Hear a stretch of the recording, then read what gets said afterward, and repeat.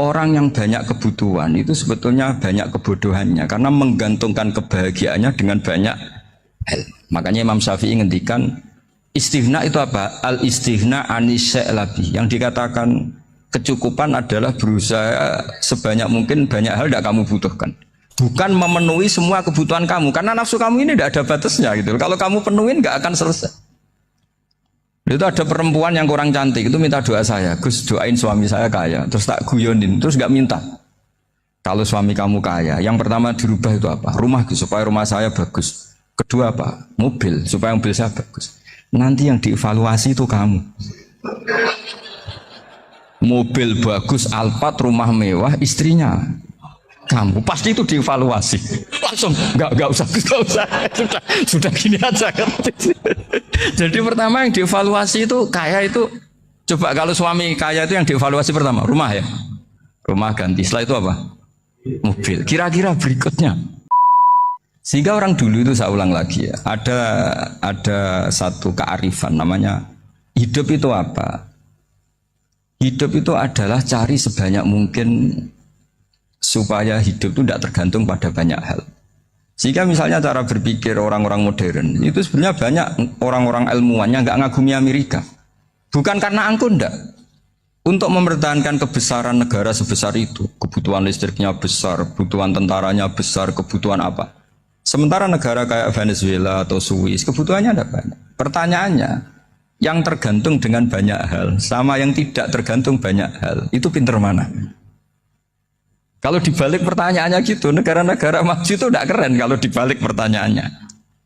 Orang yang untuk mempertahankan eksistensinya banyak, butuh banyak hal, dengan yang tidak butuh banyak hal, itu pinter mana?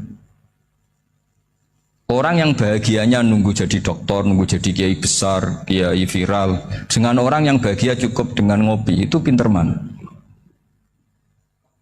Tapi kalau dibalik pertanyaannya, orang yang tahunya nikmat hanya kopi, dengan nikmat yang banyak, pinter mana? Makanya Mbah Mun itu kalau guyon itu lucu. Aku ikut saake ambek wong desa sing mlebu swarga. Saya dulu eskal mlebu swarga kok disakeni. Akhirnya beliau memberi penjelasan. Wong desa iku roe pakanan enak, iku mau kopi mbek uduk. Lah swarga iku mau nuruti sing dikarepno. Akhirnya semua mangan wis ngopi, nguduk, ngopi ora roh pakanan liyane ku ora roh. Nasi mandi yo ora roh, pizza yo ora roh apa-apa. Terus saya bilang, wah lah niku nak nganti selera tentang wanita cantik.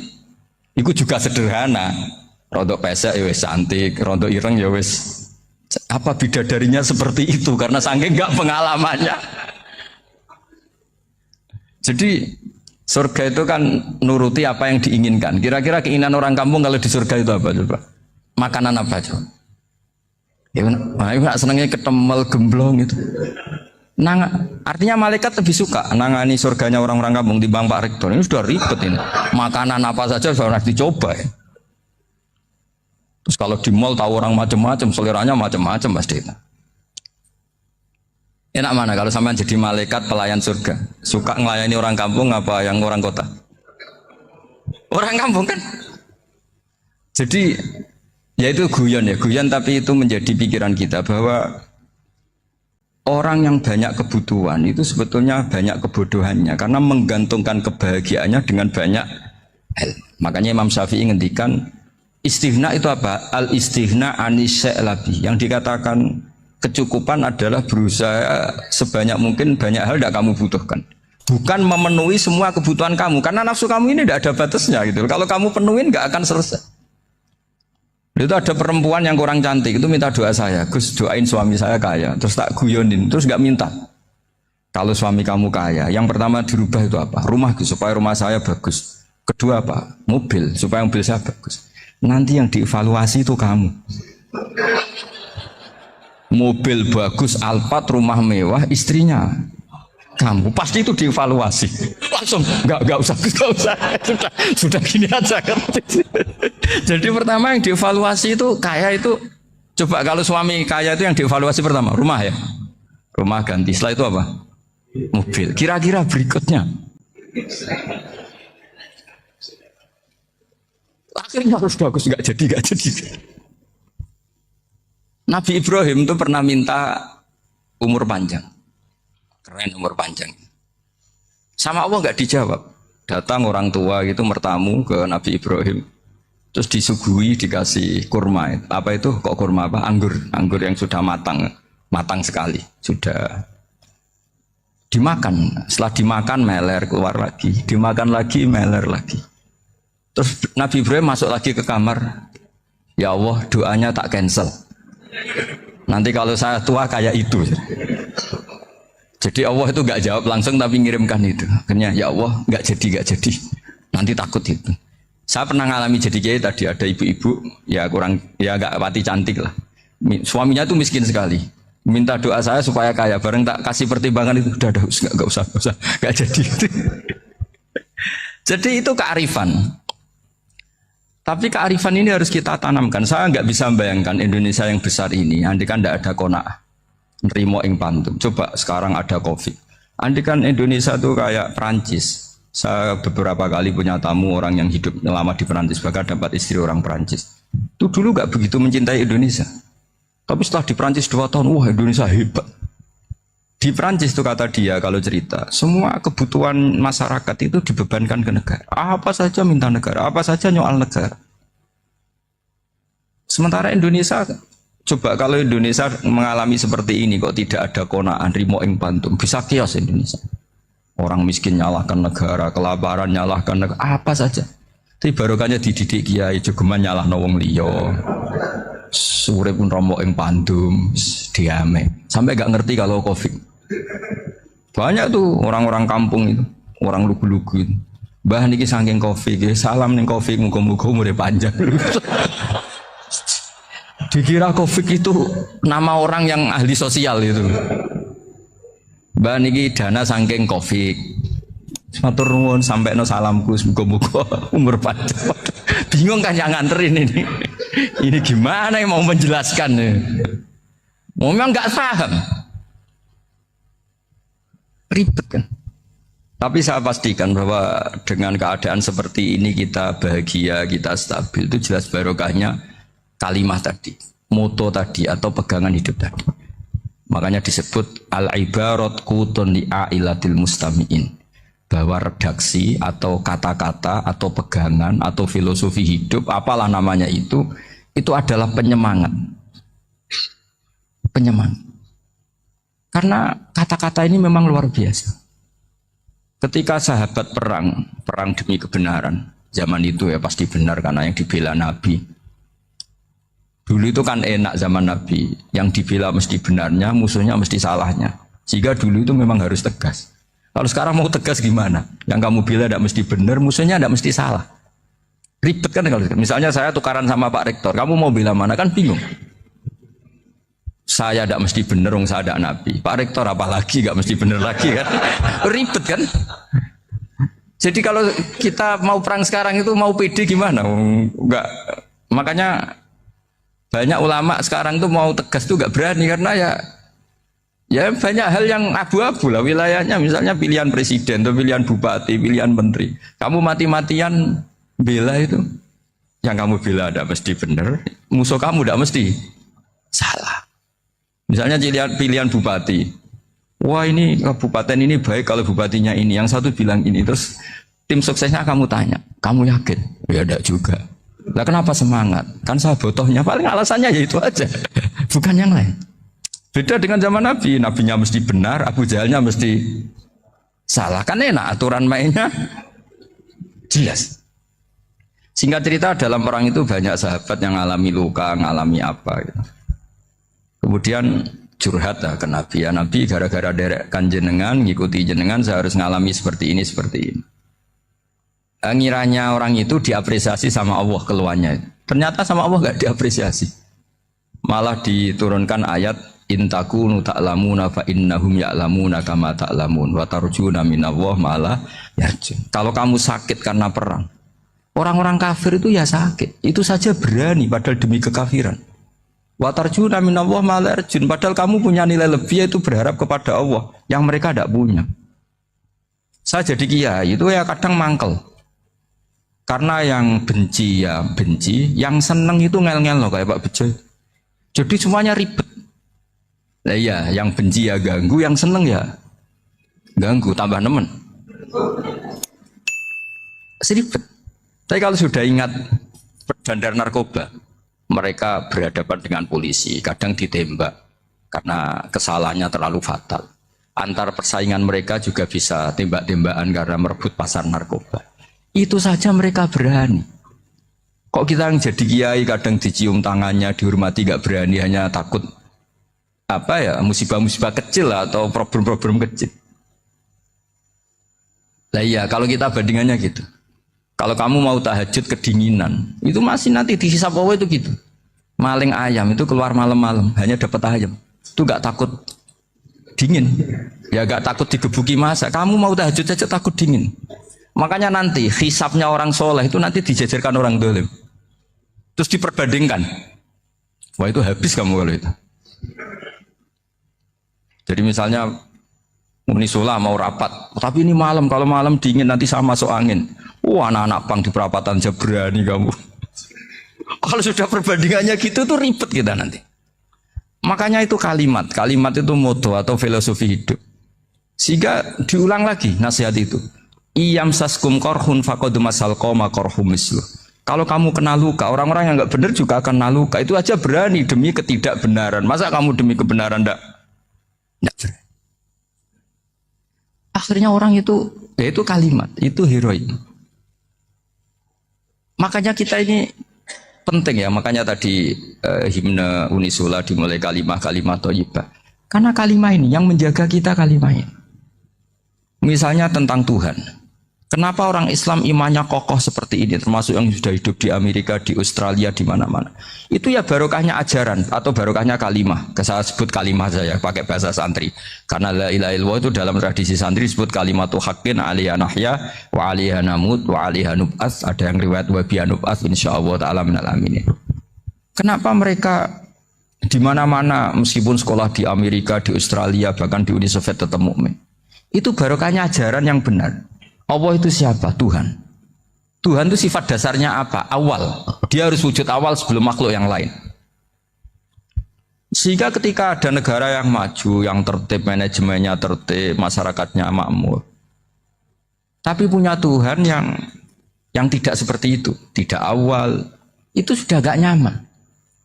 Karena ndaklah keren Tuhan saya, karena Tuhan saya itu al-awwal, zat yang pertama. Tuhan saya keren lah, zat yang nggak mati. Tuhan yang nggak mati, yang nggak pernah mengalami kematian. Sehingga tontonan atau yang dilihat kenikmatan-kenikmatan yang lain ini tidak mengubah dia pendirian tentang Tuhan. Karena mantapnya satu kalimat tadi bahwa Tuhan itu ya harus satu, harus awal, harus tidak mati, tidak rusak, tidak mengalami apa-apa yang membahayakan. Sehingga ketika ditawarin Tuhan yang lain, meskipun menjanjikan secara finansial atau kemakmuran, mereka gak tertarik. Itu coba, itu barokahnya makmur apa barokahnya ajaran? Barokahnya ajaran. Sering negara Islam itu kalah makmur dengan mereka, tapi barokahnya ajaran ini tetap apa? Tetap Islam. Makanya Nabi Ibrahim, Nabi yang sukses bikin wa ja'alaha kalimatam baqiyatan fi aqibi. Sehingga kita ini bekti sama orang tua misalnya, itu ya karena ajaran. Suwargamu itu karek wong tuamu. Nak wong tuamu ridho, Allah ridho. Nak ora ridho, Allah ora ridho. Ridho wa fi ridhol walidain wa sakhatu wa sukhtu wa fi sakhatil. Sehingga ketika ada orang tua yang agak brengsek gitu, anak-anak tetap hormat. Punya orang tua yang miskin, yang sudah miskin, tukang tombok nomor, banyak kan di kampung gitu. Ya tetap hormat. Coba kalau dari awal kita ngajari orang tua kamu hormati ya, kalau baik, kalau tidak usah. Bisa geger Indonesia. Tapi barokahnya ajaran-ajaran itu Indonesia tertib karena ada ajaran. Nah ini di sini pesantren dan Unisula semua harus berkontribusi membuat ajaran yang benar itu adalah ciri utama Islam. Sehingga Islam ini dimulai dengan ajaran kalimatu haqqin alaiha nahya wa alaiha namut.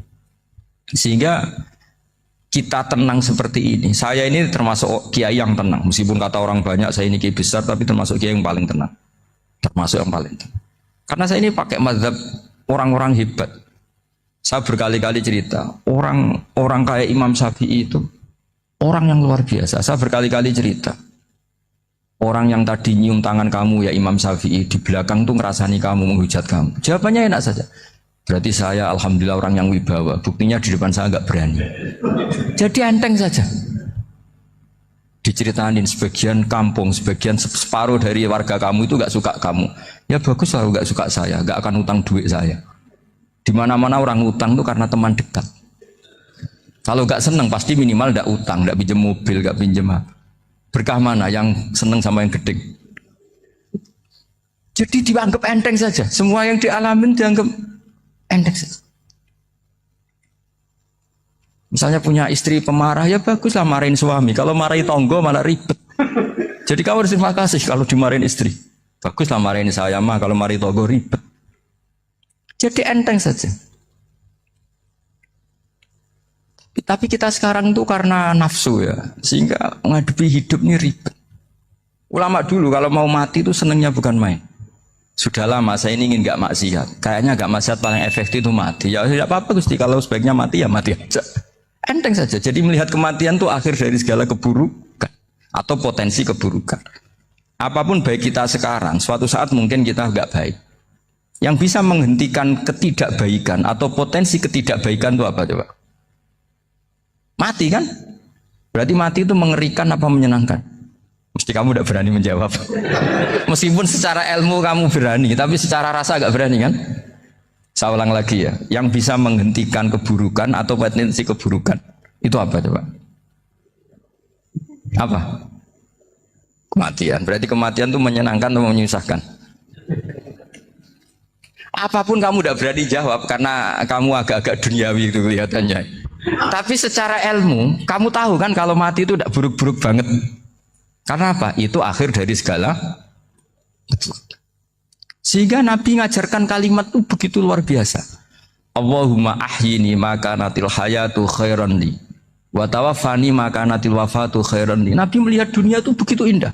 Ya Allah, kalau saya ini hidup, anggap saja hidup ini ziyadatan li fi kulli khairin, menjadi modal saya menambah segala kebaikan.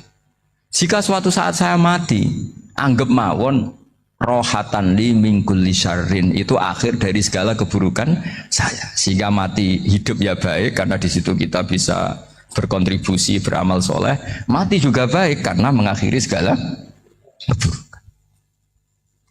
Nabi nate ngendikan lagi, ajaban li amril mu'mini inna amrahu kullahu khair. Orang mukmin itu mengagumkan, semuanya baik. In asobathu na'ma syakara fakana khairan lah. Kalau baru dapat nikmat, dia syukur, maka itu baik. Wa in asobatu dharra sabara. Kalau dapat masalah mereka sabar, itu juga baik. Sehingga orang mukmin dua sisinya pasti baik. Itu juga kalimat, maksudnya moto atau pegangan hidup. Nah berikut ini saya beri contoh, ini kenangan saya, ini contoh terakhir. Masalah jadi orang terkenal maupun tidak. Di sini dicontohkan Imam Ghazali di halaman 367 di kitab saya 367, juznya 3 di kitab Ihya Ulumuddin. Di sini beliau cerita betapa untuk menjaga ikhlas sebaiknya orang itu tidak terkenal, tidak syuhrah, tidak terkenal. Oke, itu kita sepakat ya, karena kalau terkenal mungkin orang dipaksa publik dengan tanda kutip untuk selalu berbuat baik, tapi karena jaim lah, jaga image atau apa. Tapi ketika dibalik pertanyaannya, kamu rela yang terkenal itu orang nggak benar, sementara yang orang benar itu nggak terkenal. Lalu masyarakat tahunya yang tidak benar. Kalau pertanyaannya dibalik gitu, orang baik wajib terkenal enggak? Kalau pertanyaannya dibalik seperti itu, dokter yang benar tidak terkenal, yang malpraktek terkenal. Kamu ingin kondisi seperti itu? Gak ingin kan?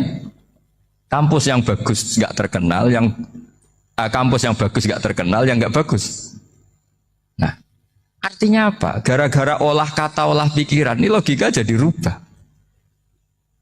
Lagi-lagi apa? Jawaban itu ada di kata-kata sebetulnya. Makanya bab-bab seperti ini tidak usahlah kita berdebat, berpolemik. Sebaiknya orang itu humul, menutup diri. Apa sebaiknya orang terkenal, itu nggak perlu seperti itu. Sudah terserah Tuhan saja. Makanya saya mulai dulu ngaji sampai sekarang itu ya tidak punya apa tadi, punya ikon tertentu atau punya website tertentu, enggak. Sudah terserah pangeran. Sudah, saya enggak Saya juga tidak sok suci materialistik atau enggak ya tidak mikir saya.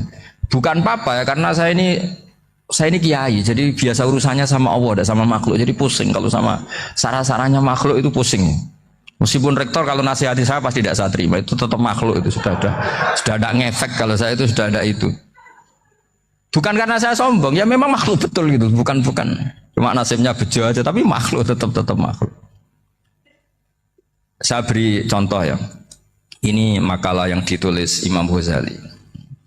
Ya, i'lam aslahakallah anna aslal jah wa intisarus sayyid atau sayyidi wal istihar. Wa huwa mazmum itu.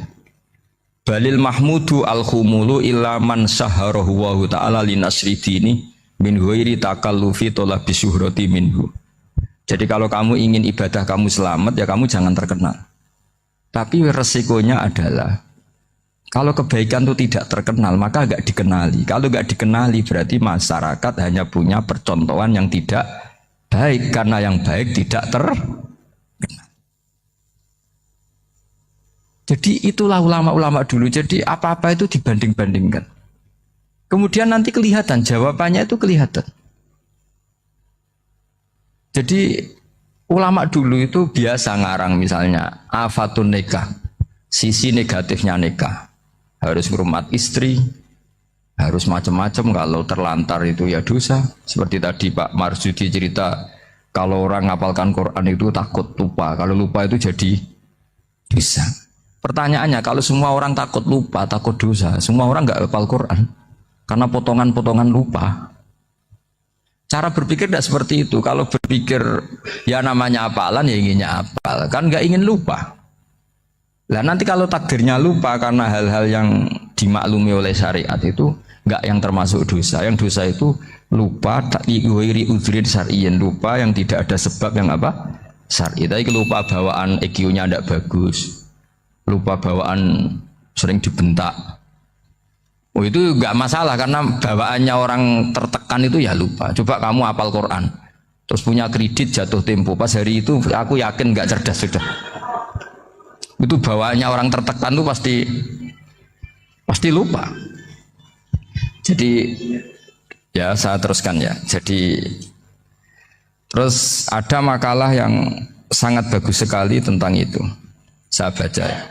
Wa yadullu ala dzalika anna Allah azza wa jalla amaral anbiya'a bi idharil amali lil iktida wa khassahum bi mansibin nubuwah.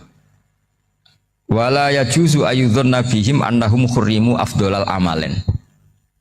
Jadi orang yang terlalu mendewa-dewakan khumul itu menutup diri. Oke itu baik karena dengan khumul, dengan menutup diri Anda tidak riya, Anda tidak pamer. Tapi kata Imam Ghazali, kamu juga harus ingat di antara syaratnya Nabi itu harus mengumumkan kalau beliau itu seorang Nabi. Harus memaklumatkan kalau beliau seorang Nabi supaya bisa diikuti. Caranya sholat harus diumumkan sehingga Nabi itu mengatakan harus jamaah. Karena dengan cara jamaah itu bisa shollu kama ra'aitumuni usolli. Coba kalau Nabi sholatnya nggak diperlihatkan, kamu harus sholat yang benar. Caranya gimana ya Rasulullah? Itu rahasia. Bingung nggak kira-kira? Bingung nggak? Ya misalnya amal rahasia selalu lebih baik. Terus ada pertanyaan, Nabi ngendikan kamu sholat yang benar. Caranya gimana Nabi? Ya itu rahasia. Terus gimana coba? Tapi Nabi ngendikan apa? Shollu kama ra'aitumuni usolli. Ya sudah kamu sholat, niru saya sholat. Berarti Nabi sholatnya diperlihatkan apa disembunyikan? Diperlihatkan. Jadi begitu juga saya berkali-kali bilang, orang tahu kalau itu bidan ya berdasar tulisan itu bidan. Tahu kalau itu dokter gigi ya itu dokter gigi. Jangan sampai gara-gara tidak ada tulisan mau beli alat bangunan di dokter gigi, mau periksa gigi di toko bangunan. Gara-gara apa? Nggak ada maklumat. Nah, di sini ulama-ulama selalu memaklumatkan dirinya. Termasuk Imam Ghazali ketika ngarang kitab dinamai Ihya Ulumuddin, bahwa kitab ini bisa menghidupkan ilmu-ilmu agama yang mulai hilang.